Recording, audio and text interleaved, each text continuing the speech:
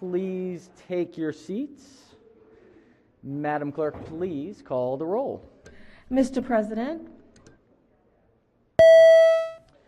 All right, this morning we are pleased to be joined by Father Gary Francic from the St. Charles Borromeo Parish in Baltimore, Maryland, guest of the distinguished senator from District 11. Please rise for the invocation. To you, O Almighty and eternal God, who has revealed your glory to all nations, to preserve the works of your mercy, that your people being spread throughout the whole world may continue with unchanging faith in the confession of your name. We praise you, O God of might, wisdom, and justice, through whom authority is rightly administered, laws are enacted, judgment decreed. Assist with your Holy Spirit of counsel and fortitude the President of these United States, that his administration may be conducted in righteousness and might be useful to your people over whom he presides, by encouraging due respect for virtue and religion, by a faithful execution of the laws in justice and mercy, and by restraining vice and immorality. Let the light of your divine wisdom direct the deliberations of our Congress and shine forth in all the proceedings and laws framed for our rule and government, that they may tend to the preservation of peace, the promotion of national happiness, the increase of industry and useful knowledge, and may perpetuate to us the blessing of liberty to all. We pray for His Excellency, the Governor of this state, for members of this Senate, the Assembly, for all judges, magistrates, and other officers who are appointed to guard our political welfare, that they may be enabled by your powerful protection to discharge the duties of their stations with honesty and great ability. We recommend likewise to your unbounded mercy all our brothers and sisters and fellow citizens throughout these United States, that they may be blessed in the knowledge and sanctified in observance of your holy law, that they may be preserved in union and in that peace which the world cannot give, that after enjoying the blessings of this life, be admitted to those which are eternal. Finally, we pray to you, O Lord of mercy, please remember the souls of your servants departed, who have gone before us with the sign of faith, and repose in the sleep of peace. The souls of our parents, relatives, and friends, of those whom, when living, were members of this very Senate, and particularly those who are lately deceased, especially from COVID, of all benefactors, who by their donations witnessed their zeal for the decency of divine worship and proved their claim to our grateful and charitable remembrance. To these, O Lord, and to all that rest in death, grant, we beseech you, a place of refreshment, light, and everlasting peace. May your peace come upon all of us and all gathered here. Amen. Chair recognizes the senator from District 11. Thank you very much, Mr. President. I'd ask that the remarks be journalized, and thank very much my constituent for sharing his words with us this morning. Thank you. Most certainly. Thank you, Senator. And without objection, we will journalize the pastor's invocation this morning. All right. Has everyone recorded their presence in the chamber? If so, the clerk will take the call. With 47 members in the chamber and a quorum being present, the Senate of Maryland is now in session. Senators, happy Maryland Day. Happy Maryland Day. It is our annual celebration of 400 years, almost 400 years in the state. And I see a lot of lovely ties and scarves and Maryland paraphernalia, which is excellent. And we even had a fantastic victory by the women's team, the Terps, yesterday, who just dominated. They got back on Alabama. That the men's team had a tough game. The women's team made it up. So they continue to dance. But I would like to recognize the senator from the 29th district, the founding city. Thank you, Mr. President. Representing St. Mary's County is quite an honor. Now, in St. Mary's County, everybody's walking around today wishing everyone St. Mary's Day. We often refer to ourselves as you drive into St. Mary's County as the Mother County. It's the sign that exists as you come right down Route 5. It says, "Welcome to the Mother County," where it all began. We have St. Mary's City. We have the First State House. We have St. Clement's Island. A couple very monumental things have occurred this year. One, the St. Mary's 100, the families from the original landing, and the commissioners in St. Mary's County signed a MOU this year, just last week, to be able to recognize and keep the maintenance up on St. Clement's Island. There has been, it's turned into quite a tourist attraction, so that when you come down, you can visit the museum and you can take a boat ride out there to the island. Very picturesque if you get the opportunity to visit us. The other thing that's occurred, and I want to thank every one of you, because we voted unanimously on Monday for the Fort to 400 bill that recognizes the 400th anniversary of Maryland, which is in 2032. Very important creating that commission. I appreciate it. It took us 90 years to find the fort. They looked for the fort for 90 years. I would be happy, our office would be happy to help you with a virtual tour, or if you could come and visit us in St. Mary's County, we would be happy to take you down and show you the actual tour. But the one thing that stands out in today's day and age that I think is so important is when you look at the structures inside the original fort, you will see that the teepees that were there from the Native Americans and the first houses that the colonists built were side by side inside the fort walls, where everyone lived together. And it is very important that we remember that, and that is the focus behind the finding of Maryland. I just wanted to say thank you for this opportunity, and as we say in St. Mary's County, happy St. Mary's Day. Happy St. Mary's Day. Thank you, Senator. And this year, the founding of the fort and the excavation is, it is really some pretty exciting stuff in the archaeological world. There's been some national news about it, and there's the new people-to-people initiative that between the Piscataway and the original members of the fort, it's just a remarkable story. And I know that historic St. Mary's is doing some incredible work to kind of unearth and excavate not just the buildings, but kind of the societal relationships, which is pretty incredible.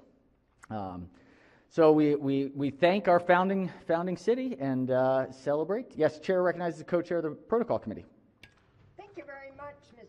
Whoops. Thank you very much, ladies and gentlemen. Good morning. It is Maryland Day, and in recognition of the Maryland farmers, watermen, and all of our rural communities, the Rural Maryland Council is hosting a grab-and-go lunch for legislators on Maryland Day today out in Lawyers Mall. So if you have ordered a lunch, be sure to pick it up. The bag lunch comes from Caroline County's Chesapeake Culinary Center that includes locally produced foods as well as sample of our Chesapeake Blue fish cakes. So thank you, Rural Maryland Council, and also the Rural Broadband Cooperative, Rural Maryland Foundation, and the Southern Maryland Ag Development Commission for the lunches. Happy Maryland's Day. Thank you so much, Senator. Chair recognizes the Senator from District 8. Thank you, Mr. President. Not to diminish Maryland Day. I love Maryland Day. And we always enjoy all the stories about St. Mary's. But today is also Greek Independence Day. And I do this because my son-in-law is Greek, and so that makes my grandchildren Greek. So I'm very proud of that heritage, and for all the Greeks of Maryland, happy Maryland Day and happy Greek Independence Day. Thank you. Well said. Thank you, Senator. In representing Greektown in the city, I can't believe I forgot about that one. Please do not tell my my Greektown constituents that. Well, I was reminded last night, that's why I have this jacket on, so. Well done, well done. White and blue. I've got my blue tie for the Greektown Independence Day Parade that I think they had to cancel this year, unfortunately. All right, any other announcements before we jump into the work of the body? If not, so be considered the reading of the journal from the prior legislative day. First, we've got some House bills. This is calendar number 27. The clerk will read the bills. House Bill 590, the Speaker, Maryland Consolidated Capital Bond Loan of 2021. House Bill 1341, Chair Appropriations Committee, University System of Maryland Academic Facilities Bonding Authority. House Bill 1374, Delegate B. Barnes, Prior Authorization of State Debt Alterations. All right, next order of business is a message from the executive. The clerk will read the message.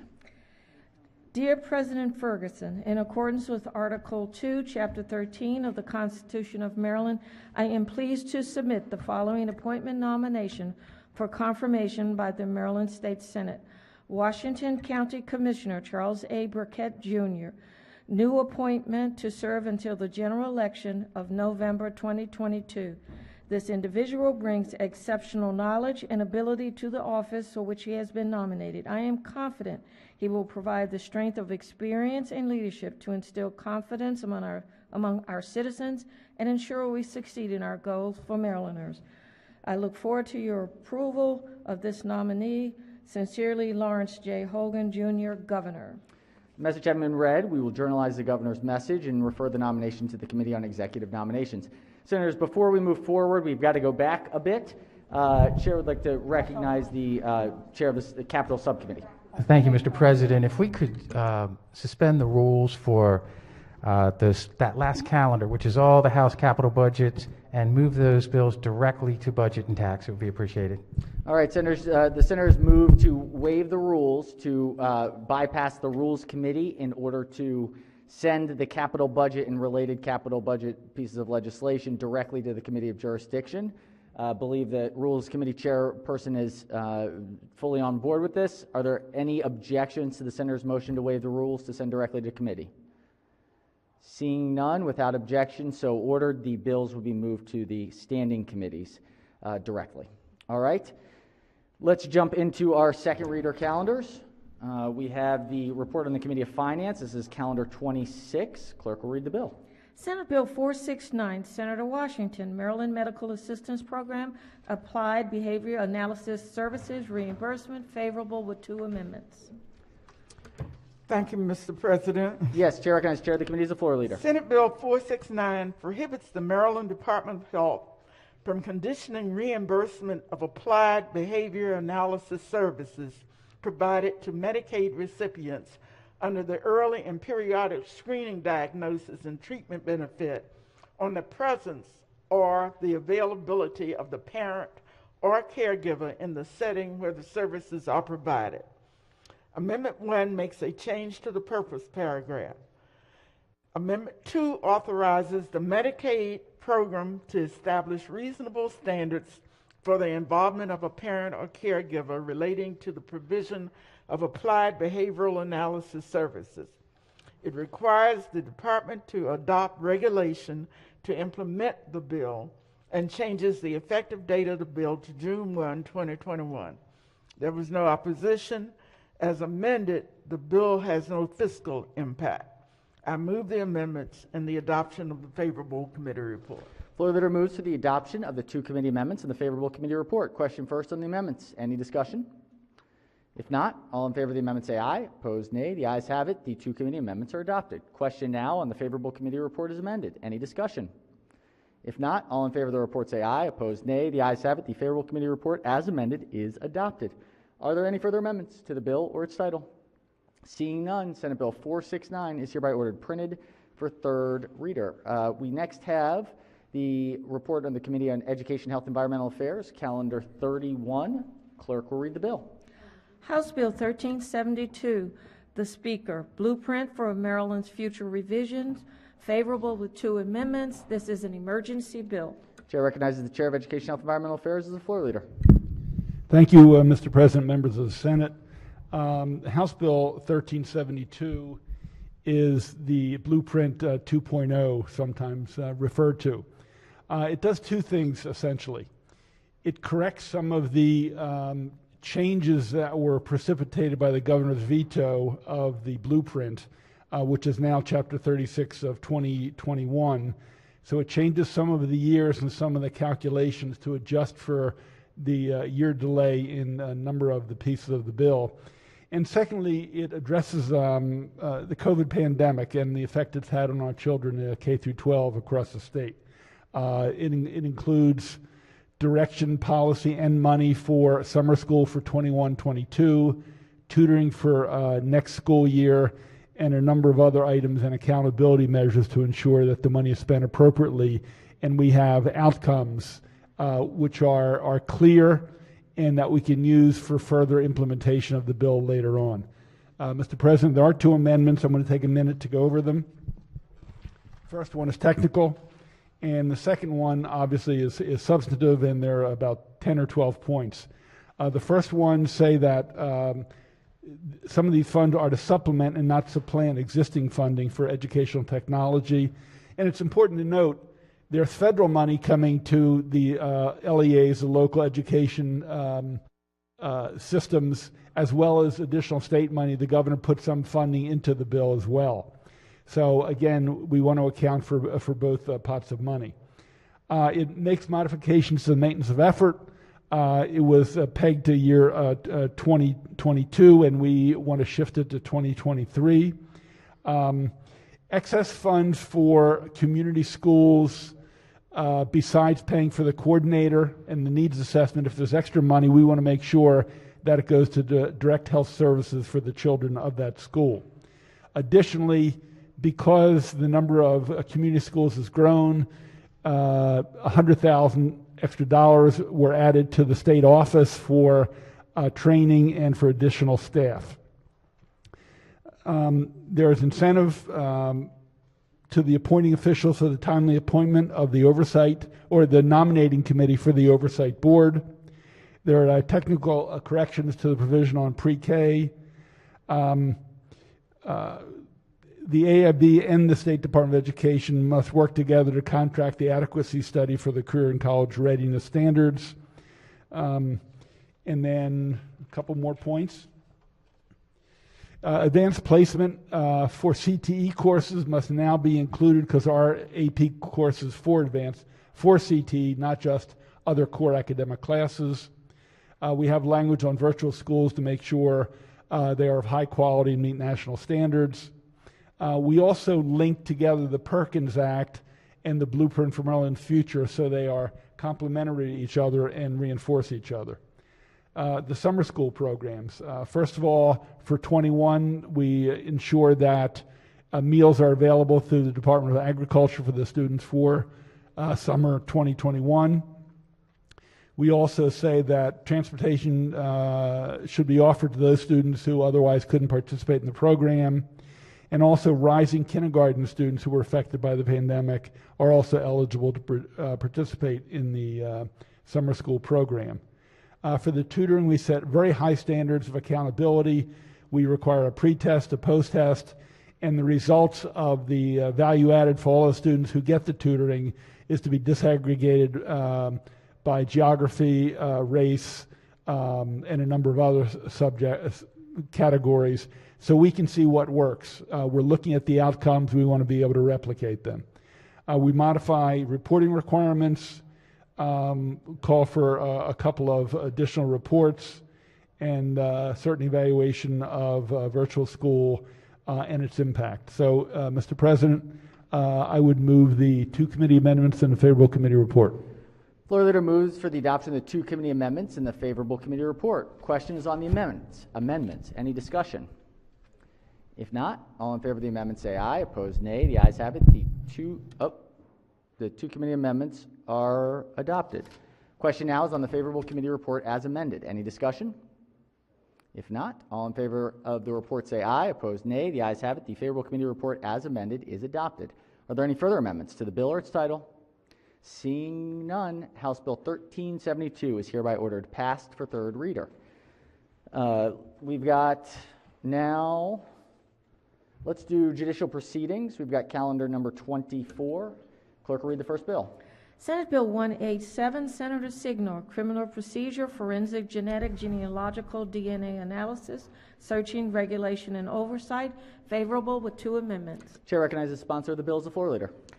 Thank you, Mr. President. Senate Bill 187, as amended, establishes requirements and procedures for forensic genetic genealogical DNA analysis and the related searches of publicly accessible databases using genetic profiles. The bill also includes provisions regarding regulation and oversight of testing connected to this analysis and direct-to-consumer genetic genealogy services. There are 2 amendments. Amendment number 1 is technical. Amendment number 2 alters the definitions and refines requirements and procedures for forensic genetic genealogical DNA analysis and related searches of publicly accessible databases. Mr. President, I move the adoption of the amendments and the favorable committee report. Floor leader moves for the adoption of the 2 committee amendments and the favorable committee report. Question on the amendments? Any discussion? If not, all in favor of the amendment say aye. Opposed, nay. The ayes have it. The 2 committee amendments are adopted. Question now on the favorable committee report is amended. Any discussion? Mr. President. Yes, Chair recognizes the Senator from the 33rd District. Thank you very much. I have a question for the floor leader, if he would accept a couple questions. The floor leader yield. Appears so. Senator may proceed. Thank you very much. Senator, I'm the family genealogist, and I have 8,000 names in my electronic database, many of which were identified by the DNA through 23andMe. Was there any discussion in the committee concerning privacy? Absolutely. And the imposition that this bill would have on the privacy of others who may not have agreed to have the police or investigation into their deposits? Senator, thank you for the question. That was part of the reason or the impetus behind this bill. So what we attempted to do was to balance the need for law enforcement to use this in public safety with the need of people and their privacy rights. So whereas in the past across the country there have been instances where law enforcement has used a relative's DNA to get at a suspect, sometimes there was no informed consent on behalf of those relatives. This bill provides that type of consent, an express consent that would have to be given by a relative prior to law enforcement capturing or using that DNA. Was there any opposition to the bill in the committee? In terms of votes or opposition, generally speaking? Opposition in general. Initially there was, but what I'll say is I worked on the bill, so we had the Maryland State's Attorneys Association on board, Maryland Chiefs and Sheriffs, they're on board. We had law professors who have written extensively about this, who helped to craft this. We had Defense Counsel on board, ACLU on board. So in other words, what I'm trying to say is there are a lot of stakeholders who are looking at this from a variety of perspectives, and we tried to cover our bases. And in case something were to happen where this bill isn't working quite like we want, the bill also ensures that we have an annual report that's going to be looked at by some of the professionals who have an interest in this technology. Was there any input from the judiciary? Yes. Positive, negative? Could you share with the body that type of information? Sure. I believe the input from judiciary was, I'd have to look, but I believe it was addressed.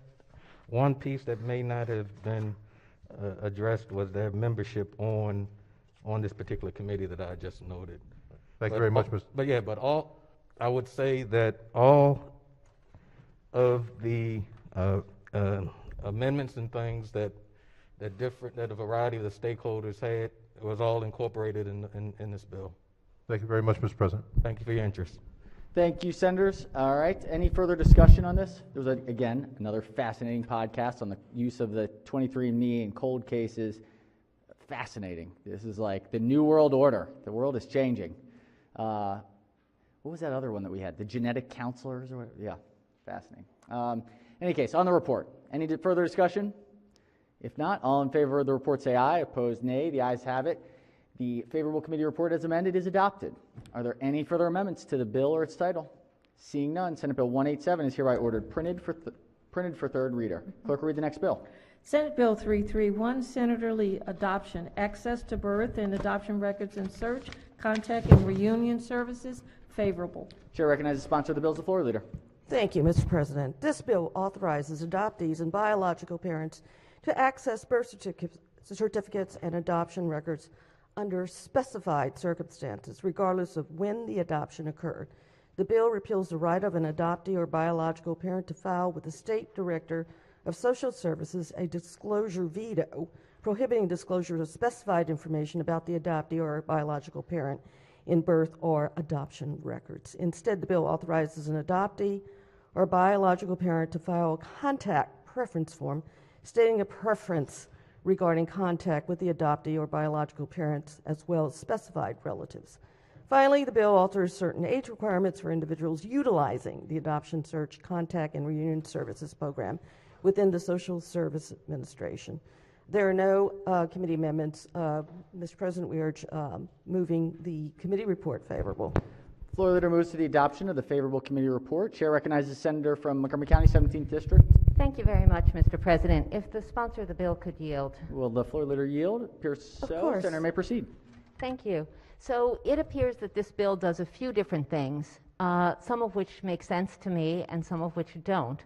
So first off, can you please describe the three options for women giving up a child for adoption under this bill? Well, under this bill, you can access the birth records of a child that was adopted. Prior to, the current law says that you cannot access those documents if you were born between 1947 and 1999. Well, this gives the child who is adopted access to these same records that others have.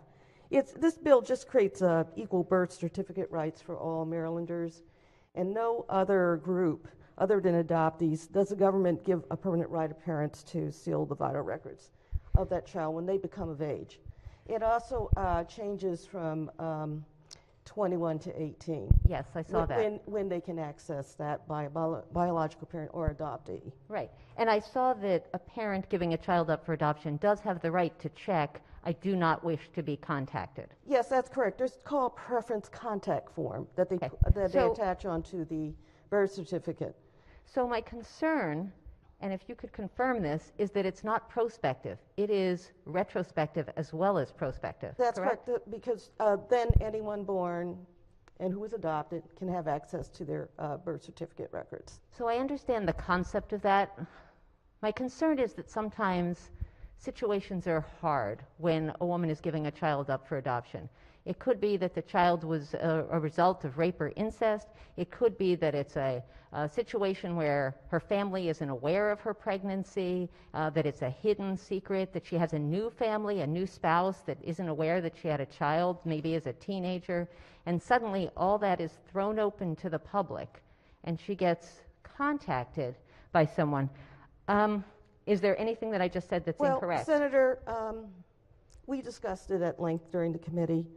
But we felt that the bill's intent was that the birth records belong to the child, not the parent. And right now, with DNA testing the way it is, like 21andMe, and DNA testing being highly accessible, this kind of makes those concerns kind of moot because the child can still be able to find the parent. So 21andMe, I'm sorry, Senator, please, I didn't mean to interrupt. Yes, with the DNA testing the way it is, you can find your parent. So 21andMe would tell someone that they are 82% from outer Slumbovia and 12% from, from somewhere else and all this stuff, but they're not going to say that Joe and Mary were your parents. It'll what identify, DNA testing they'll be able allows, to link who their parents, to their biological parents are. And also, in California, a lot of DNA testing has moved very rapidly. Technology is now very sophisticated. And law enforcement uses it also to solve cold case crimes that have occurred, like in California when they found the serial killer the California killer that they recently prosecuted. And we did this also because there is a health equity issue. And that issue is it's important for the birth child to know about their family background for health reasons, like when they go into the doctor and the doctor say, oh, you go into a doctor, they ask about your health history. It's like this long, the document.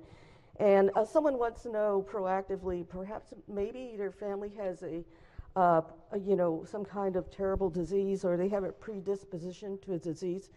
It's incumbent that the adoptee child, or that now who's an adult, know what the predisposition is, because we're talking about the rights of the child. Sure. So, Senator, I believe in the rights of the child, and I think your concern about health information is completely valid. I also think there has to be the rights of the mother, of the birth mother, and it seems to me that this completely ignores those. The testimony from the Maryland Department of Health colleagues talked about how currently the vital records are confidential, and that this would open them up totally from currently adoptions that took place before 2000 are sealed and only made available under court order. This bill effectively unseals all these records without providing any ability for biological parents to block disclosure. So while the bill says, I prefer not to be contacted, that would be prospectively. So a woman who gave a child up for adoption and chose to deliver a child, which is a hard decision and a choice, and I think many of us in this body support women's reproductive choice. So she made the harder decision to continue a pregnancy, to give a child up for adoption, but wants to put it behind her and wants to have privacy and confidentiality. This bill does not contact her. This bill does not give her any notice, and all of a sudden, her whole history is going to be public. Senator, so I'd like to, excuse me, Mr. President. Senator, Madam Floor Leader, the senator has the floor. Excuse me. On the report, Senator. Yeah, I'd like to not have the report move yet, if I. Oh, of course. No. Just want to make sure it's not a question. Just that the senator speaking on the report. I have grave concerns about this and whether this is good policy. I think part of it is, I think all of it is well intentioned. So I certainly am not criticizing the senator from District 16, but I would like to talk with her or with the committee about possible amendments. And I wonder if we could special order it until tomorrow, Monday. We have a couple other questions. Could we possibly hold on the special order? We'll come back to it and do some questions and then come back. Absolutely. I'd like to Thank say you, Mr. President. Madam Floor Leader, just give us one moment. We have senators who have not yet spoken who wish to speak. So we'll come back to the Floor Leader in just a moment. We have the senator from District 39. Yes, thank you, Mr. President. I have two beautiful grandchildren down in South Carolina. One where the mother knew about or knew where she was going, and they still have contact with. Another who had a little indiscretion and found herself with child and gave up that child without anybody in her family knowing, and with the agreement that they not find out. And I would not want to see anything get in the way of that if I was that mother. Thank you, Senator. Chair recognizes the chair of the Finance Committee on the report. Just the senator from District 10. I'm concerned also, however, no matter what happened, that a child comes into the world and wants to know also, who am I? That child has equal rights, I don't think, what a grandparent or somebody else said ought to trump my ability to know who I am. And to leave that child in the world not knowing at all who any of their relatives are, or to have any information at all, if they were to have certain diseases and you needed to have medical personnel tracking what the appropriate remedy is or what the causation might be, they are left with nothing. I think you've got an equal victim here in a way, and we've got to consider that. Chair recognizes, thank you, Madam Chair. The chair recognizes the chair of the committee. Hey, thank you very much, Mr. President. Seeing all the valid points that were brought up tonight or today, I'd like to I'd make a motion to special order this bill until Monday. To Monday? To the appropriate time on Monday, yep. Are there any objections to the Senator's special order? Seeing none, the bill will be special ordered to the appropriate time on Monday. Clerk will read the next bill. Senate Bill 569, the President, driver's licenses, learner's instructional permits, and identification cards, application and renewals, favorable. Chair recognizes the Senator from Frederick County as the floor leader. Thank you very much, Mr. President. This administration bill alters several provisions that restrict when and how a driver's license may be renewed or a learner's permit obtained. The bill, 1, permits the extension of ID cards for up to 90 days. 2, repeals a requirement that a copy of a school attendance record for applicants for a learner's permit be certified. So they still have to get it, but it doesn't have to be certified. 3, permits the MVA to renew driver's licenses within 12 months rather than 6 months prior to expiration. 4, permits MVA to renew a driver's license without the individual appearing in person if the photograph was taken fewer than 16 years prior, so that's in keeping with Real ID. And 5, extends the time frame from 1 to 2 years during which MVA may accept a certification of an acceptable vision acuity from a licensed physician or optometrist for license renewal purposes. It takes effect July 1st. The whole purpose of the bill is to lessen the number of people that have to personally come into an MVA to add more efficiency to the process. There are no amendments. I'd move favorable adoption. Floor leader moves for the adoption of the favorable committee report. Any discussion? If not, all in favor of the report say aye. Opposed, nay. The ayes have it. The favorable committee report is adopted. Are there any amendments to the bill or its title? Seeing none, Senate Bill 569 is hereby ordered printed for third reader. Clerk will read the next bill. Senate Bill 666, Senator Peters, Courts of Appeals and Special Appeals, renaming. This is a constitutional amendment, favorable. Chair recognizes the Senator from Baltimore City as the floor leader. Thank you, Mr. President. This proposed constitutional amendment renames the Court of Appeals as the Supreme Court of Maryland and renames the Court of Special Appeals as the Appellate Court of Maryland. It renames the Chief Judge of the Court of Appeals as Chief Justice of the Supreme Court of Maryland and makes other conforming changes. There are no committee amendments. I would move the adoption of the favorable committee report. Floor leader moves for the adoption of the favorable committee report. The marked bill, Senate Bill 666 of the year. Any discussion on the report?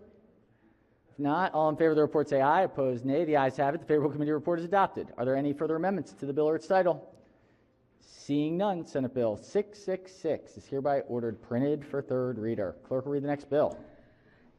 Senate Bill 681, Senator Reedy, Motor Vehicles Inspection Certificates Exception, favorable with 2 amendments. Chair recognizes the Senator from the 34th District as the floor leader. Thank you, Mr. President. Colleagues, normally under, if you go to transfer a vehicle, you have to have a vehicle inspection certificate. But there's an exception already in the law for close family members. You would not need a vehicle inspection certificate. This extends that exception to say that if the vehicle was owned by a corporate entity, a business entity, and that entity is then dissolved, that the vehicle be transferred from that business entity to a majority shareholder or a majority owner of the business entity. And there was two committee amendments. One's technical. The second limits the exception to a transfer from a business entity which has been or is being dissolved to a majority owner of the business entity. And I move the 2 committee amendments and the favorable committee report. Floor leader moves for the adoption of the 2 committee amendments and the favorable committee report. Question on the amendments? Any discussion? If not, all in favor of the amendment say aye. Opposed, nay. The ayes have it. The 2 committee amendments are adopted. Question now on the favorable committee report as amended. Any discussion? If not, all in favor of the report say aye. Opposed, nay. The ayes have it. The favorable committee report as amended is adopted. Are there any further amendments to the bill or its title? Seeing none, Senate Bill 681 is hereby ordered printed for third reader. Clerk will read the next bill. Senate Bill 691, Senator Heddleman, Real Property, Landlord and Tenant, Reusable Tenant Screening Reports, favorable with 2 amendments. Chair recognizes the Senator from Baltimore County as the floor leader. Thank you very much, Mr. President. Senate Bill 691 requires a reusable tenant screening report to contain specified information regarding a prospective tenant. It requires notice regarding whether a landlord accepts such reports and prohibits a landlord from charging specified fees related to the reports. There are 2 committee amendments. The first one is technical. The second one applies the provisions of the bill to residential leases only, requires that the reusable tenant screening report be prepared within the previous 30 days. It alters the contents of the reusable tenant screening report, including requiring certain information relating to criminal and eviction and requiring verification of the income of a prospective tenant. And it authorizes the landlord to require a prospective tenant to certify that there has been no material change of the information in the reusable tenant screening report and to reject a prospective tenant if there has been a material change. I move the amendments and the adoption of the favorable committee report. Floor leader moves to the adoption of the 2 committee amendments and the favorable committee report. On the amendments, any discussion? If not, all in favor of the amendment say aye. Opposed, nay. The ayes have it. The 2 committee amendments are adopted. Question now is on the favorable committee report as amended. Any discussion? If not, all in favor of the report say aye. Opposed, nay.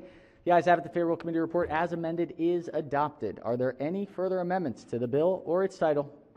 Seeing none, Senate Bill 691 is hereby ordered printed for third reader. Clerk will read the next bill. Senate Bill 700, Senator West, Estates and Trust, Wills, Custodianship, favorable. Chair recognizes the sponsor of the bill as the floor leader. Thank you, Mr. President. This bill alters provisions governing the custodianship and deposit of wills in 3 ways. First, it establishes duties and requirements applicable to a custodian of a will. Second, it allows a person having custody of a will, other than the testator or the testator's agent, to deposit the will for safekeeping with a register of wills. And thirdly, it authorizes the register of wills to dispose of a will in a specified manner under certain specific conditions. There was no opposition to this bill. The vote of the committee was unanimous. There are no committee amendments. I move the adoption of the favorable committee report. Floor leader moves to the adoption of the favorable committee report. Any discussion? If not, all in favor of the report say aye. Opposed, nay. The ayes have it. The favorable committee report is adopted. Are there any amendments to the bill or its title? Seeing none, Senate Bill 700 is hereby ordered printed for third reader. All right, let's go to budget and taxation. We'll start with calendar number 21. Clerk will read the first bill. Senate Bill 199, Senator McCray, Maryland Transit Administration funding, Transit Safety and Investment Act, favorable with 4 amendments. Chair recognizes the senator from Baltimore City as the floor leader. Thank you, Mr. President. Senate Bill 199 alters and extends revisions of the Maryland Metro Transit Funding Act that requires increased operating and capital spending for the Maryland Transit Administration. For certain fiscal years, the governor must include in the state budget an appropriation from the Transportation Trust Fund for the state of good repair needs for our MTA. The committee amendments do the following, Mr. President. The amendment creates a Purple Line Construction Zone grant program to assist businesses that have lost revenue as a result of the construction of the Purple Line. The amendment alters and extends by 1 fiscal year the mandated appropriation of state of good repair needs for our MTA. The last thing that it does, Mr. President, finally, the amendment requires the Department of Transportation to complete a study on the feasibility of extending the MARC rail service to Western Maryland. Move adoption of the committee report, Mr. President. Floor leader moves to the adoption of the 4 committee amendments and the favorable committee report. Question on the amendments. Chair recognizes the senator from Baltimore and Harford counties. Thank you, Mr. President. I have a question for the floor leader. Will the floor leader A yield? couple questions. Senator may proceed. Thank you. Sir, you said that it's a mandated appropriation. Where's that mandate coming from? Or where's the appropriation coming from? The mandated appropriation is coming from the Transportation Trust Fund. Have we ever done that before? It's not new. I believe the highway user revenue is affected in all of our jurisdictions, and that comes from the Transportation Trust Fund. It also has been done with WMATA. It also is a mandate for the Chesapeake Bay Foundation inside of the Transportation Trust Fund. So yes, we have done it 3 times to answer your question. Okay, because I've heard some different stories because I've got people who've written me on it. So how long is this mandate for? You'll see it can go from fiscal year 2023 to fiscal year 2029. Is that when it goes or could it go? No, it's definitely going to go. Okay. The way you worded it seemed like it was optional.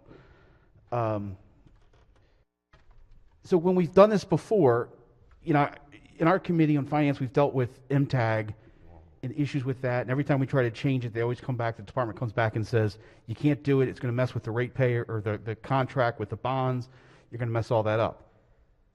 Is this going to affect any of the bonding This should not have an effect on our bond in reference to a number of the years, Senator, is engaged in the same respects already what the CTP is going to require that's in that funding. So it's not too far off. It's a couple of years that is off, but it's a majority of the years are the same in line with the CTP.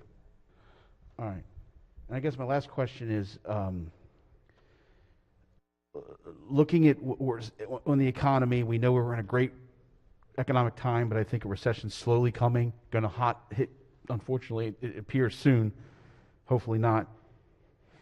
And in those times, we always cut back and go lean on our spending, especially in the CTP.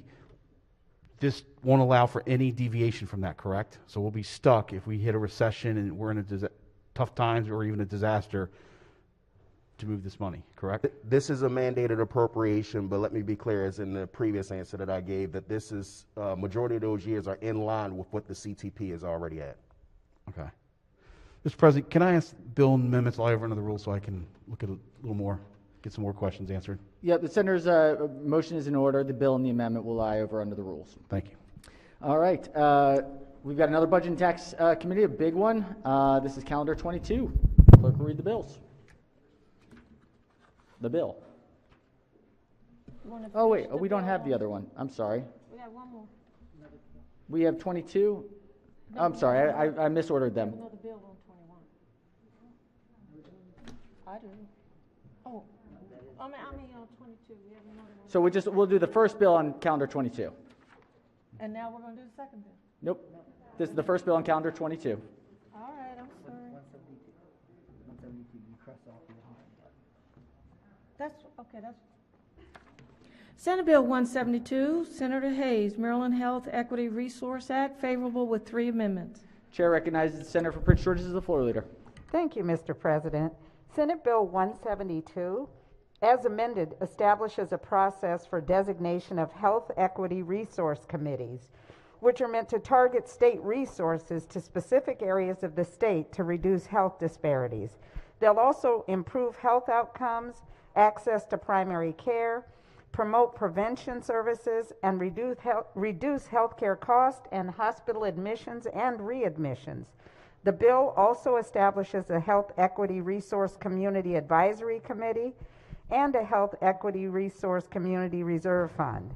The votes in both committees were unanimous. There are 3 amendments. Amendment number 1 makes the bill an emergency bill and makes technical changes to the title and adds co-sponsors. Amendment number 2 adds provisions establishing a Pathways to Health Equity program to utilize $14 million in funding under the Relief Act to be administered by the Community Health Resource Commission and to provide grants consistent with the purpose of the HERC program. Amendment number 3 does several things. It establishes a funding source for the program, establishes the CHRC as the lead entity for the program, alters the composition of the advisory committee, clarifies the role of the Office of Minority Health and Health Disparities, adds health enterprise zones as a priority area for consideration, clarifies the inclusion of federally qualified health centers, requires requests for proposals to be issued by October 1st, 2022, authorizes historically black colleges and universities to provide program evaluator services, and strikes the provisions in the bill for tax credits and for altering the alcohol tax.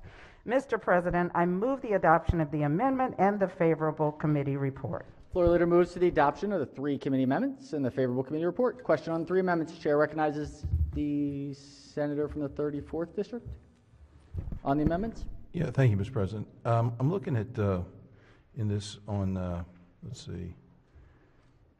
It's page 12, line 6. I'm not sure if that's part of the amendment or part of the original bill. So I'm not sure if I'm on the amendment or the bill. And Senator, is this a question for the floor leader? Yeah, I'm sorry. Yeah, Okay. it's the question. Great. For the Okay, floor just leader. want to make sure. Yeah, I apologize, Mr. President. There's on page 12, line 6 of the bill, and I'm not sure if that's from the amendment or not. It says that after receiving all applications submitted to the commission shall report to the Senate Finance Committee and the House Health and Government Operations Committees. My question is, what's the purpose of that report?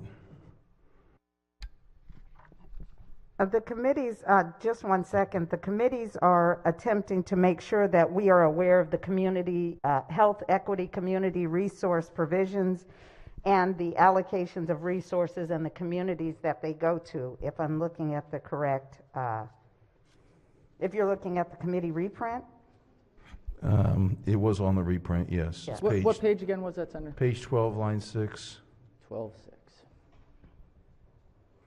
So you're, to clarify, you're asking why we want reports back to the General Assembly on the actions related to the bill? Yeah, well, it's actually, it says, it really wasn't the actions, it was the applications. So this is part of the amended language, but it says that after receiving the applications that have been submitted, then there would be a report back to the committees.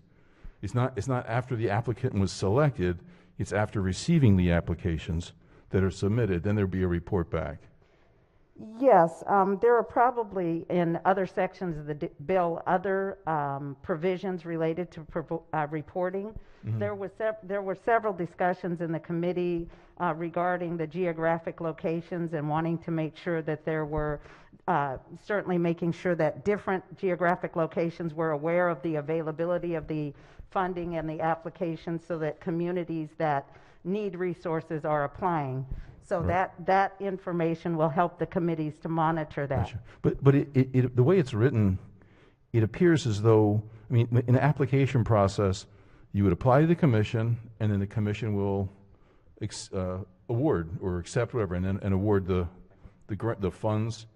This appears to say that we make an application, then the committees review them, and the committees can give a thumbs up or down, and then the commission can award. No, this provision doesn't speak to who receives the awards. The award work is done by the group that's established in the bill. This is notification so that the committees will be aware of the applications and the geographic locations so that we can monitor. Right. Well, is it okay?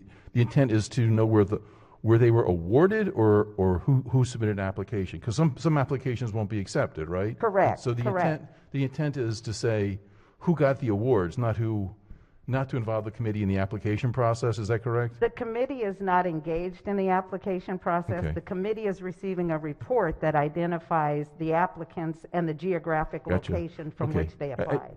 I'm just going to ask that it lie over under the rules, and that maybe I can discuss with the sponsor or the floor leader an amendment just to clarify that point. Senator's move to lay the bill over under the rules. The motion is in order. The bill and the amendments will be laid over under the rule. Clerk will read the next bill. Senate Bill 261, Senator SIMONAIRE, Anne Arundel County Property Tax Credit for Business Entities, State of Emergency, favorable. Chair recognizes the senator from the capital cities, the floor leader. Thank you, Mr. President. Ladies and gentlemen, the COVID-19 pandemic has impacted our lives and our livelihoods, it's been particularly harsh on our small businesses. Senate Bill 261 seeks to find it's a local bill, an enabling bill for Anne Arundel County, but tries to alleviate some of that pressure on our small businesses. It authorizes the Anne Arundel County Council to grant a property tax credit for real property owned or leased by a business affected by a specified declared state of emergency. Anne Arundel County may provide by law for the amount and duration of the property tax credit, additional eligibility criteria for the property tax credit, regulations and procedures for the application and uniform processing of requests for the property tax credit, and lastly, any provisions necessary to carry out the property tax credit. Mr. President, there are no committee amendments. Move adoption of the favorable committee report. Floor leader moves for the adoption of the favorable committee report. On the report, any discussion? If not, all in favor of the report say aye. Opposed, nay. The ayes have it. The favorable committee report is adopted. Are there any amendments to the bill or its title? Chair recognizes the sponsor of the bill. Senator has an amendment? Yes. If the senator could read the number. Yes, it's SB 0261/943421/1. All right, one moment.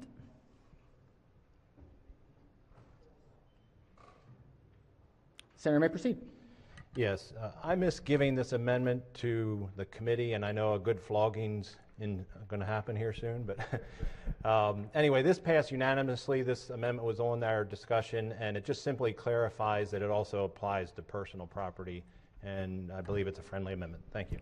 Senator moves the amendment. Chair recognizes the floor leader. The committee accepts this as a friendly amendment, Mr. President. No flogging at all. No flogging at all. All right. Any further discussion on the senator's amendment?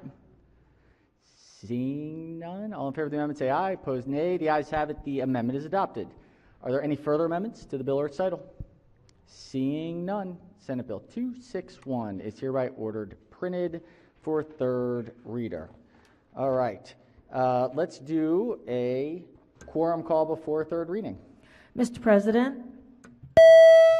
Has everyone recorded their presence? Mr. President? Yes, Senator. Point of order, could we ring, never mind. Yep. Ring the bells. Excellent. Someone heard it on a squawk box somewhere.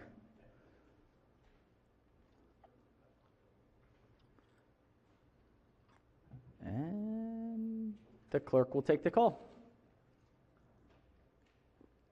With 47 members in the chamber and a quorum being present, the Senate of Maryland remains in session. We are on third reading calendar number 52. The clerk will read the first bill. Senate Bill 138, Senator Heddleman, Education, Baltimore County Public Library, Collective Bargaining. Senate Bill 138 is on third reader for final passage. Any discussion? If not, the clerk will call the roll. Mr. President. Has everyone recorded their vote? Anyone wish to change their vote, explain their vote? If not, the clerk will take the call. With 40 votes in the affirmative, Senate Bill 138, having received a constitutional majority, is declared passed. Clerk will read the next bill. Senate Bill 514, Senator Feldman, Health Facilities, Medical Debt Protection. It was a blending of the calendars. All right, Senate Bill 514 is on third reading for final passage. Any discussion? If not, the clerk will call the roll. Mr. President.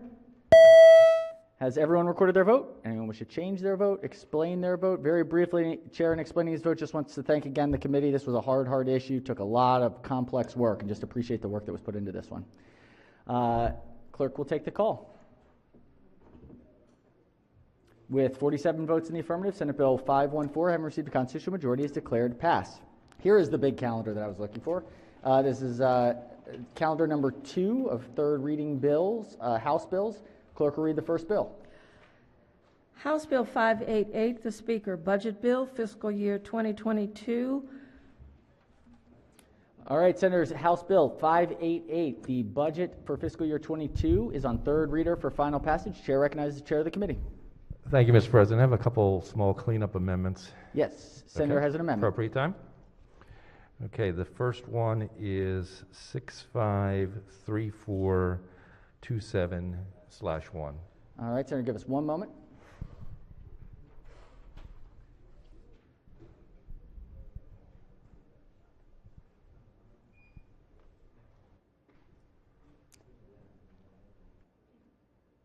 Senator may proceed. Yeah, this is just a small amendment that cleans up something called a vacancy savings on the Department of Education. It's due to the time that it takes to fill new positions, $30,000. Move approval of the amendment. All right. Any objections to the senators or the committee's amendment? Without objection, the amendment is adopted. Senator has another amendment? I do. Senator, can you give us the number? This one is 523120/1. All right. 523. 12. Wait, Senator, did you say 523120? 523120. Okay. Senator may explain the amendment. Yeah, this one is additional reporting requirements. It's just asking the University System of Maryland on a report about how funding impacts the health professions and public health programs at each institution. Move adoption of the amendment. Senators move the committee's amendment. Any discussion about the amendment? Any objections to the committee's amendment? Without objection, the amendment is adopted. Are there any further amendments? Any further discussion? Yes, Chair recognizes Senator from District 1. Thank you, Mr. President. If I could say a few words before we vote on this. Senator may proceed. Thank you, Mr. President. Ladies and gentlemen, Senate, this is probably the most unique budget that we've dealt with since I've been in the legislature anyway, dealing with COVID, played into this. You know, those of you who know what an artesian well is, we have money flowing down from the government like it's springing up from an artesian well. And almost weekly, our committee, with the great leadership of our chairman, had to look at this and how we were going to do it, and do it in a way that doesn't get us in the hole as we go down the road, but we can get a lot of stuff done. And I just want to say, from the four of us over here, and I hope the rest of my colleagues on this side, Mr. President, I want to thank the chairman, if I can use the chairman's name. Senator, may proceed. Senator Gazzoni, who is very allowing us to participate fully in the budgetary discussions along with the chairs of the subcommittees.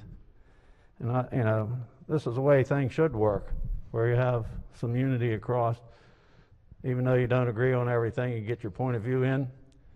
And he's allowed that to occur. And when the budget came in from the governor, I have to tell you, I think it was a very good budget to begin with. And we've worked very smoothly with it. And after about the first 2 weeks, I had some of my colleagues saying, anybody keeping track of how much money we're spending? Because we were passing bills with a lot of money hooked to them. So I said something to the chairman, and he said, yeah. So I said, well, I believe you. Okay, we'll let it go. Then a couple weeks, about a week or so ago, someone asked the same question. So I walked back, we got finished and walking out of committee. He said, come here. So I went over.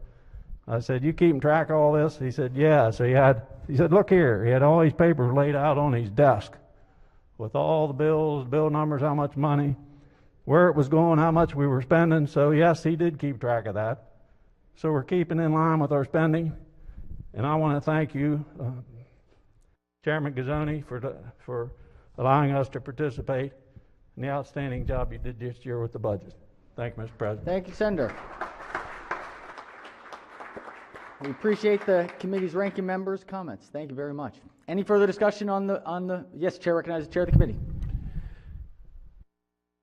So obviously, I believe we have a very good relationship on the committee, and it's in large part because of the leadership of the ranking member. So I want to thank him very much for the cooperation that we share, and the joint vision of doing the very best that we can for all Marylanders, no matter where they live and who they are. It's a consistent theme, and if it weren't for the attitude of the ranking member and the members of the minority party, as well as all in the majority members, it wouldn't be such a pleasant, and it is a pleasant task of working together, and I'm grateful.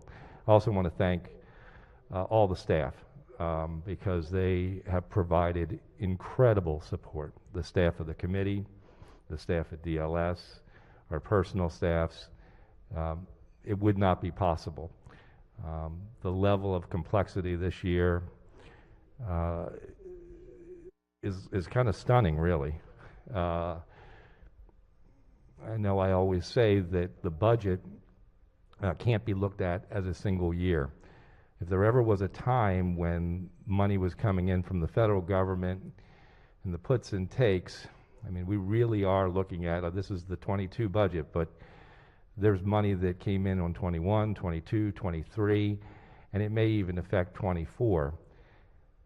And it was a fortunate thing in many ways, but there was a higher sense of responsibility that I found, knowing that we were getting this one-time money and that we had to do the very best for the citizens of Maryland right now, and yet plan out and prepare for the future. And I believe we've done that. We've done that by adding money to the rainy day fund. We did that adding money to our pension. We are in a position that in my wildest dreams last year could not have believed we were at. We have, I believe, in a responsible way, set ourselves up with a forecast now to have a structural surplus by 2026. This really, you just can't even imagine when we think, when this all started a year ago, that we were looking at $4 or $6 billion in the hole. So grateful for what we received, but also high sense of responsibility for doing what's right now for the people who need it, and in the future as we move forward in this budgetary process. I want to thank everybody. Thank you, Mr. President. So many people played a major role in all this, and I'm very grateful. And I think as we look forward, we'll all be proud of what we did today. Thank you. Thank you, Mr. Chairman. All right, any further discussion before we call the roll on the vote? If not, the clerk will call the roll. Mr. President? Has everyone recorded their vote? And anyone wish to change their vote, explain their vote? Chair, in explaining his vote, just wants to thank all members of Budget and Tax and all members of this body. This has been a complicated, traumatic, unbelievable year. The budget is ultimately numbers, but it really is our values. And I think we should all be proud to see a unanimous budget that shows us that in this time of crisis and chaos, we can find a way to come together and invest in people that need it most while setting us up for success in the future. With that, the clerk will take the call. With 47 votes in the affirmative, House Bill 588, having received a constitutional majority, is declared passed. Clerk will read the next bill. House Bill 589, the Speaker, Budget Reconciliation and Financing Act of 2021. Some belt and suspenders. House Bill 589 is on third reader for final passage. Any discussion? If not, the clerk will call the roll. Mr. President?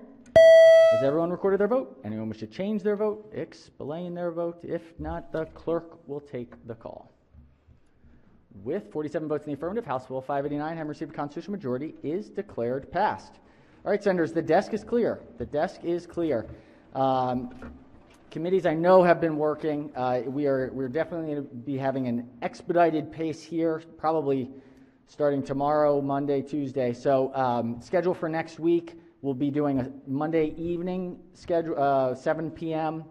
We'll do 11 on Tuesday, 10:30 Wednesday, 10:30 Friday, noon on 10:30 Wednesday, 10:30 Thursday, noon on Friday.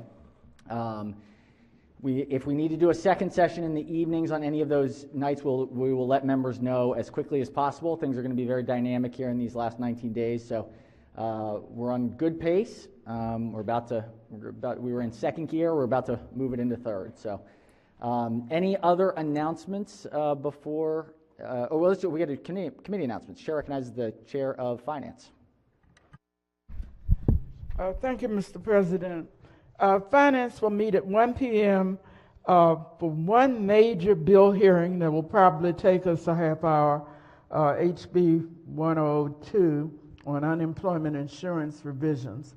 And then we have 13 bills on which we will be voting. Thank you, Madam Chair. Chair recognizes the Chair of Education, Health, and Environmental Affairs. Thank you, Mr. President. Education, Health, and Environment will meet at 1:15. We have 13 bills to be heard. No voting afterwards, just the hearings. Thank you, Mr. Chairman. Chair recognizes the Chair of Budget and Tax. Thank you, Mr. President. We will have bill hearings at 1, and then at 3:30, the Capital Subcommittee will present its recommendations. Thank you, Mr. Chairman. Chair recognizes the Chair of Judicial Proceedings. Thank you, Mr. President. The Judicial Proceedings Committee will meet at 1 o'clock for bill hearings. That'll be followed by a work session on police reform. Thank you, Senator. All right, any further select committees, delegations, protocol? No? All right, any other announcements for the good of the order? Any other announcements? If not, let's do a quorum call before we adjourn. Mr. President? Has everyone recorded their presence? If so, the clerk will take the call. With 47 members in the chamber and a quorum being present, the Senate of Maryland remains in session. Chair recognizes the Majority Leader. Thank you, Mr. President. I move that the Senate of Maryland stand adjourned until Friday, March 26th at 12 p.m. 12 p.m. Without objection, so ordered. Stay safe, wear your mask, get that